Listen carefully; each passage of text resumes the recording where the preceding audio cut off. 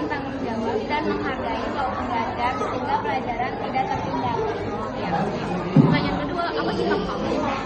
Ada teman yang berbeda agama tuh beribadah. Menghormati dan membiarkan teman beribadah dengan tenang tanpa mengganggu, serta menjaga sikap toleransi. Terus yang ketiga, bagaimana cara kamu menolong teman yang kesulitan belajar? Dengan sabar menjelaskan materi yang belum dipahami, mengajarnya belajar bersama, atau memberi agar tidak menyerah. Yang keempat, mengapa kita tidak boleh mencontoh saat belajar? Karena menyontek adalah perbuatan tidak jujur, merugikan diri sendiri, serta membuat hasil ujian tidak berdasarkan kemampuan sendiri. Yang terakhir, bagaimana cara mengajar dengan anak sekolah? Dengan bersikap sopan, mendengarkan serta mengajar, tidak mengejek teman, serta saling menghormati dan tolong menolong. Nah, ini guys, pendapat dari Monica. Terima kasih.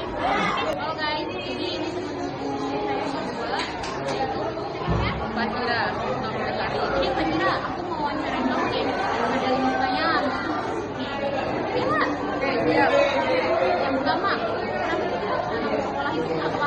Supaya itu melatih kita, supaya nggak ketinggalan pelajaran juga. Kalau kita belum siap kan ketinggalan ya pelajaran kita mulai. Nah, itu. Nah, yang kedua ini ya ada pertanyaan lagi. Apa sikap kamu kalau misalnya ada teman yang berbeda agama yang beribadah? Kita harus menghormati, kita menghargai dia, nggak mengganggu. Kita kasih dia kesempatan supaya beribadah dengan benar. Yang ketiga, bagaimana cara kamu nolong teman yang lagi kesulitan belajar? Itu diajarin pelan-pelan, tambah, atau kalau misalnya kita mau belajar, ajak dia belajar bareng. Ya, yang keempat, kenapa kita nggak boleh mencontek selanjutnya? Karena mencontek itu perbuatan yang tidak jujur ya, merugikan diri sendiri. Kan kita ujian kan supaya mengukur kemampuan ya. Jadi kalau bohong itu kita merugikan diri sendiri.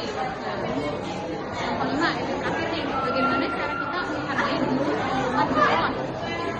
Kita sopan, kita dengerin kalau ada guru atau temen yang lagi ngomong, terus ngejek, terus saling menghormati ya sama lain.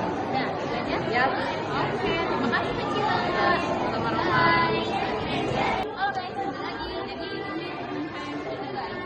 Nah, siapa namanya? Nabila. Oke, namanya Nabila guys. Nih, dari pertanyaan pertama ya. Mengapa kita harus pulang sekolah itu tepat waktu? Karena sekolah punya peraturan yang namanya itu datang tepat waktu atau lebih diininya tuh tata tertib teman-teman. Jadi kita belajar tepat waktu itu karena kondisi kita tuh lancar aja di sekolah.